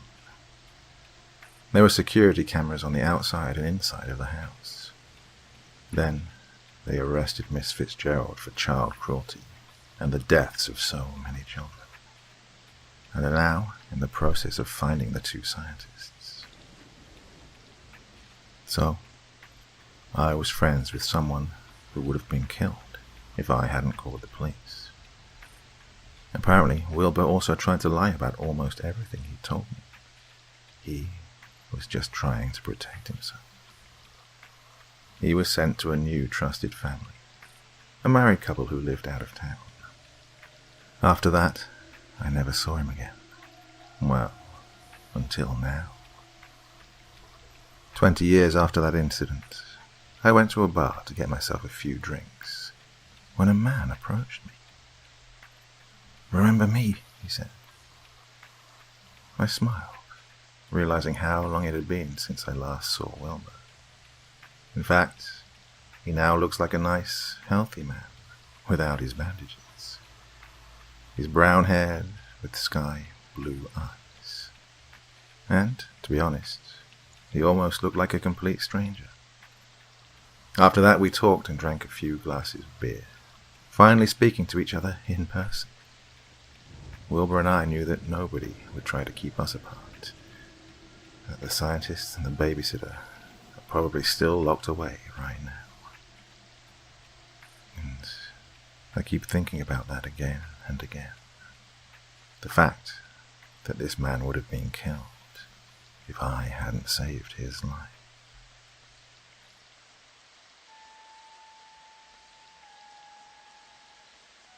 He opened his eyes and looked about the room. Light from the door, the only illumination. He let his eyes wander over the items in the room, strange things that he did not know the use of. Above his head, he saw a screen with strange writing scrolling across it. He had no idea how long he had been there, nor did he know where he even was. All he knew was that he'd been taken there a long, long time before, that he was lying in a bed of sorts and that he was thirsty, so very thirsty. His mouth was dry and his tongue feeling sticky and swollen. His lips dry and in danger of cracking. Feeling a need to move, he felt resistance in his wrists. His arms were bound to the bed. His heart rate accelerating a bit as fear washed over him. He began struggling against the restraints.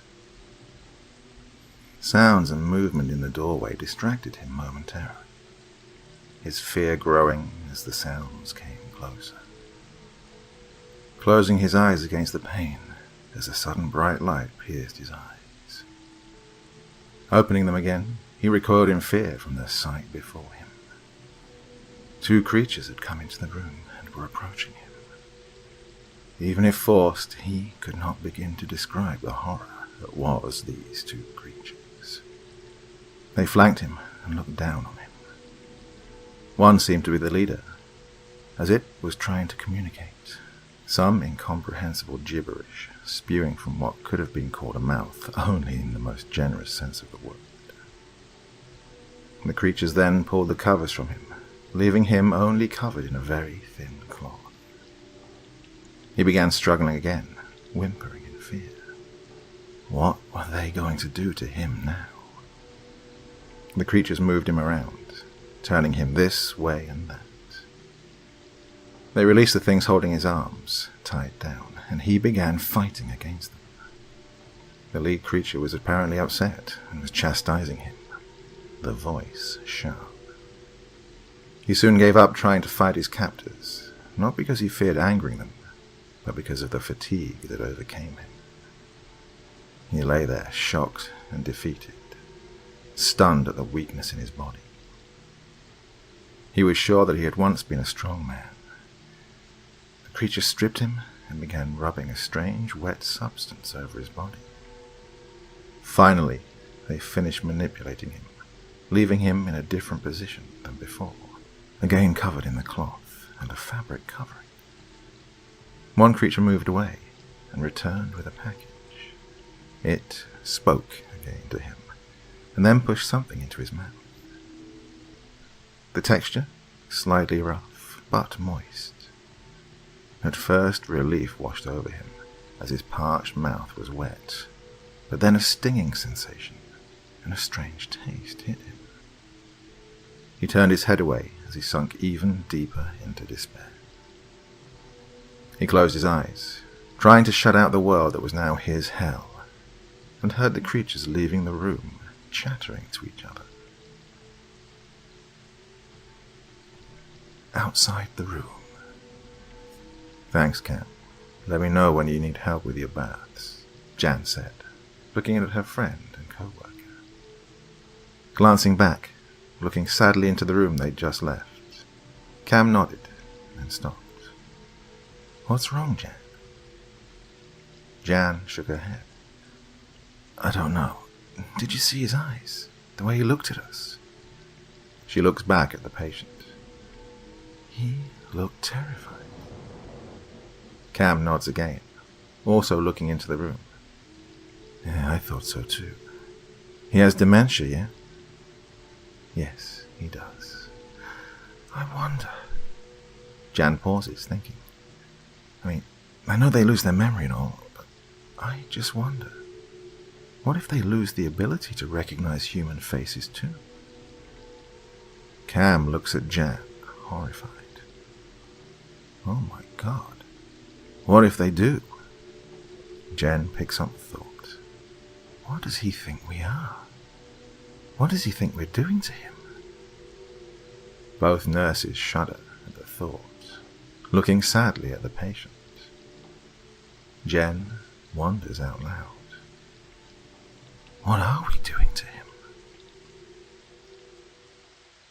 I feel like I should post this all now, as this may be my only chance to tell anyone of my experiences here. I'm covered in blood, and I'm sure the cops are going to come as soon as the next shift shows up. First off, my name's John Miller, and I began working at Whispering Grove University as a night security guard about 6 months ago, after an interesting stint of government work, details of which I probably shouldn't disclose here. It was an easy job, and it paid enough to live on. I figured I could use some normalcy, though. Well, normalcy is what I got up until recently. I was supposed to patrol the campus and verify that all of the doors were locked. The rest of the time I could just mess around and more or less do whatever I wanted, as long as every so often I walked around the campus. Like I said, easy. Being a school, however, I wasn't allowed to carry any weapons. Of course, I felt naked without my knife. So, everything was fine and dandy until about a week ago. That's when I started to hear footsteps coming from upstairs when I checked the lower rooms. There were only 2 floors, and up until then, I thought everything was brick or cement. footsteps sounded like a child running on hollow wood. Being the skeptic that I am, I decided to go check. I figured some kids had sneaked in, and I must have missed a door and left it unlocked, even though I always check the upper floor first. Oh, how wrong I was. Judging by the direction of the sound, it must have come from room 1283. It was locked. Oh, I'm nothing if not thorough, so I unlocked it with some difficulty and went inside. Usually the master key opens just about everything on campus. Not this door. It ended up being a small key I'd never used, about halfway through my keyring of like 30 or 40 keys. The door stuck, and I yanked it open as though it hadn't been used in years. I later found out that was because it hadn't. So I got it open and went inside. For a fairly well-kept school, it looked like something from an abandoned elementary school. I persisted, though. When I went in further and climbed the 3 small steps, I found old computers and video equipment pointed at the wall. VHS tapes. I had nothing to watch them on, so I locked the room and continued the night as if nothing had happened, pushing through the sinking feeling in my gut. Now, side note. I realized that I forgot to explain the shifts we work here, so here's the breakdown. 3 guards work 7 a.m. to 3 p.m., 3 work 3 p.m. to 11 p.m., and I work 11 p.m. to 7 a.m. We have a skeleton crew, so I usually work by myself. Sometimes I have to give up days off, but the overtime pay is nice, and it keeps the lights on at home. Not that anyone's there to use them. Well, back to the story at hand. So I went out the next day before work to a local pawn shop and found a VCR. I brought it with me that night to work and plugged it into the small TV in the security office. I was going to figure out what room 1283 was, but first, a cigarette. Apparently, it wasn't just room 1283 that wasn't normal about the campus, as when I went out for a cigarette, I ended up having a polite but terrifying conversation with a very proper-sounding talking boar, making his way through the campus to the grove out back that the school was named for. We more or less just exchanged pleasantries once I had come to terms with the fact that it would be rude not to return his greeting. It takes a lot to rattle me. I guess I just had to adjust. I needed the job, and he didn't seem to be malevolent. His name was Ralph. I'm aware I probably sound crazy, but one of the afternoon guards, an older man named Jerry, confirmed that the grove out back attracted all sorts of oddities at night, and so the old buildings and the electrical grid were arranged in such a way to amplify that. So, I went back to 1283 after breezing through my rounds for the night. I was on a mission. I got into the room once again, pushed through the chill in the air and the knots in my stomach, grabbed the VHS tapes in a small trash can from the room, locked the door, and headed back to the office. Most were ruined from age, but one was not. On this tape, I saw unspeakable acts. Brutal, violent acts committed in the adjacent room and recorded through a hole into 1283. It began with a man dressed as a Catholic priest, standing in the middle of a tiled room with a drain in the floor.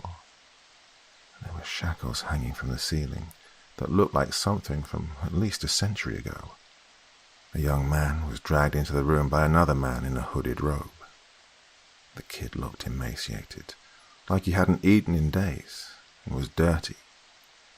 The hooded man locked his hands into the shackles and left. The priest took a wicked-looking knife from somewhere in his robes, and the rest of the tape was the priests removing the boy's skin while laughing. The boy's screams were going to stick with me for a while. He finally, unceremoniously, slit the boy's throat so deep that his head almost came completely off. I puked. I had to find out what this was. An elaborate prank to scare me, or something darker. If it was a joke, it was the most realistic-looking act I'd ever seen. I spent the majority of the next few days at the public library, reading book after book and scouring website after website. It turns out that Whispering Grove used to be a facility for the care of gifted children. What I'd seen was not care, and there was a special hate in my heart for someone who could do things like this to a child. The staff, now mostly dead, were funded by the church and apparently paid extra to assist and keep silent when the priest made his visits. Those bastards. They'd apparently remodeled when they were about to shut down, as well as reflooring and boarding and painting over the studio windows. No wonder it wasn't obvious. I brought some food for Ralph and his family. I met him outside at our usual meet-up time and plied him with the food in exchange for information. The priest's name was Gabriel. He didn't know the last name. Damn it. Well, I gave him some apples as promised. If my past work taught me anything, it was that networking was important. And that night, I went back to 1283 after hearing more scampering footsteps. The boy on the tape hadn't been the only one, and I had to figure out how to help these children. When I walked in, the room was colder than normal. I could see my breath inside. It was July and 85 degrees outside. I googled how to contact spirits, but most of it was bullshit make-believe. I was going to have to wing it. Something I did worked, though all I did was walk in and loudly proclaim, "I'm here to help." I immediately felt a breeze and a ceiling panel rattled. The lights flickered and dimmed. I had a flashlight, but this is exactly what I'd asked for. I wasn't the enemy. Much to my horror, a skinless boy with his head flopping around crawled out of the now discarded ceiling panel. He didn't move quite right, but I suppose that was to be expected. He scurried down the wall and onto the floor, coming to meet me at eye level. I'm not a small man, so this teenager had clearly already gone through his growth spurt. He gurgled while trying to speak. He clearly hadn't used his voice in a while. While he tried clearing his throat more, he pointed to a chair, then up to the panel he'd come from. He wanted me to go up there. Oh, fuck no. But it seemed that I had to. So I moved the chair over, climbed onto it, and stuck my head into the ceiling while turning on my flashlight. I almost shit my pants as the light came on. I was face to face with a semi-transparent girl, no more than 6 years old. She was smiling at me. When she moved out of my way, I guess she knew what I was doing. I saw the rope burns on her neck. I hated this priest more and more with each passing minute. I swallowed my anger and looked past the girl into what seemed like an old boarded-up air vent. There were so many bones. Clearly this was the dumping ground for the remnants. So many kids had suffered here and were clearly trapped. When I came back down, the boy had found his voice, raspy as it still was. It was a bit unnerving to see a mostly severed head speak. "Later," he said in a voice that sounded like sandpaper. He pushed through with short sentences, punctuated by long pauses. "For now, St. Peter's Church, then Bones.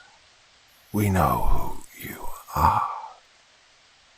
The words clearly came at great difficulty, but I knew what he wanted. This sick asshole was still alive. I was supposed to fix that. Maybe I'm crazy, because I was going to do it.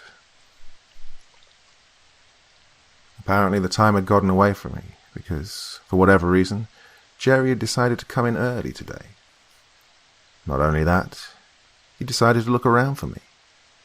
Oh, He got more than he'd intended when he came up the stairs, though. If I thought the spirit of the boy was unnerving before, I was certainly scared shitless when the ghost boy heard Jerry calling out my name, presumably after seeing the light on in the room. The boy's face twisted into a horrible mask of rage as he launched himself out the door and onto Jerry. The lights went out, and it was darker than it should have been. Jerry screamed that sickening, gut-wrenching scream of imminent death. By the time I'd gotten out of the room, Jerry was at the bottom of the stairs. He wasn't moving, and the spirits were gone. I closed the room and called the cops. Apparently, a 76-year-old man having a heart attack was sufficient enough for their medical examiner's research. I told them I'd heard him yell for me. By the time I'd come out, I'd seen him at the bottom of the stairs. Well, not too far from the truth, but not too close either. And that was yesterday. I found St. Peter's Church this morning. I hadn't slept, so it wasn't difficult to play the flustered co-worker that needed a priest for a cleansing of demonic energies. What a crock of shit. But I expressed an affinity for Father Gabriel and was assured that he would arrive during my shift. Awful late for an old man. Awful early for an old monster. Dues had to be paid in full, and I was going to collect. I'd been offered the day off, but declined as, I needed the money, which wasn't a complete lie. I went out for my smoke at the start of my shift and spotted Ralph. He told me to go to the Groves before the night's events. How would he know? Smart pig. I did as he said.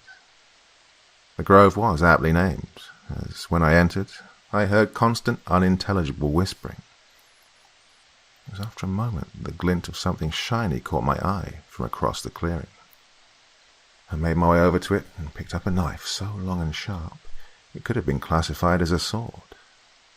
Not knowing what else to do, I thanked the trees, hid the knife in my backpack, and made my way to the front of the building just as Father Gabriel arrived, emerging from the car, before telling them to come back in the morning.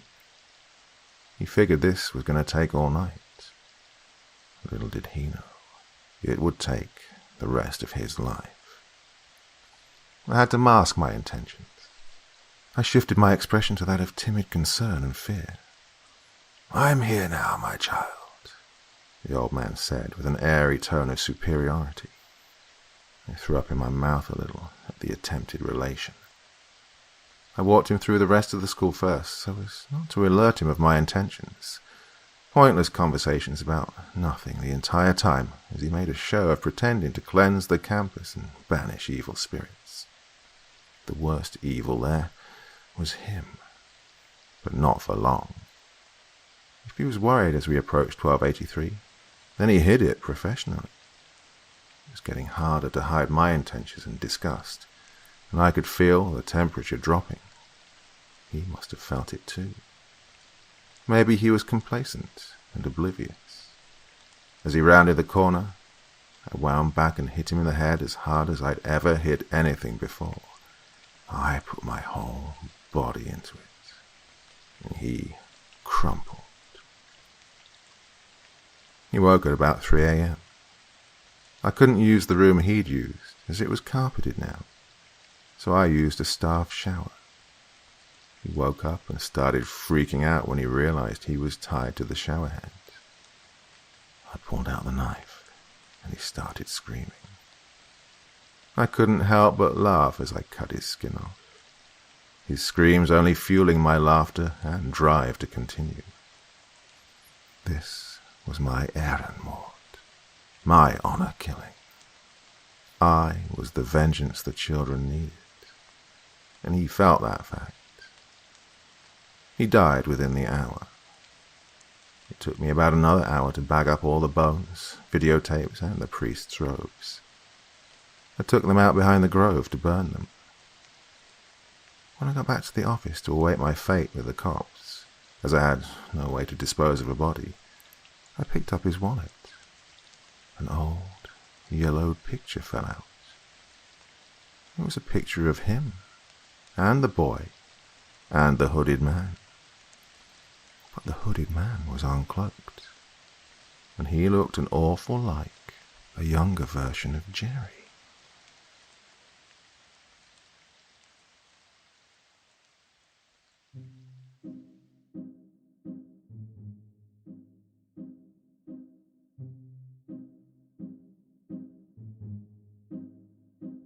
Hello? Hello? Anyone still there? You're all asleep, aren't you? I can basically say anything I want right now, and none of you will be awake to listen to this part of it. I'm sure some of you are. Great collection of short stories there, all from Dr. Creepen's Vault, the subreddit I set up, so that you lovely people could share your stories with me and I could read them all for you. Did you like that? Did you like these longer format ones with the rain sounds in the background? The people seem to like them. I've been doing this on and off for years now, but first time I've kind of formally said, yeah, okay, this is designed especially to let you all drift off to sleep. Thoughts, feelings, emotions, do share them with me in the comment section below the vid. That way I'll know that some of you are still listening this far in. Well, I'll be back again very soon. Till next time, very, very sweet dreams and bye-bye.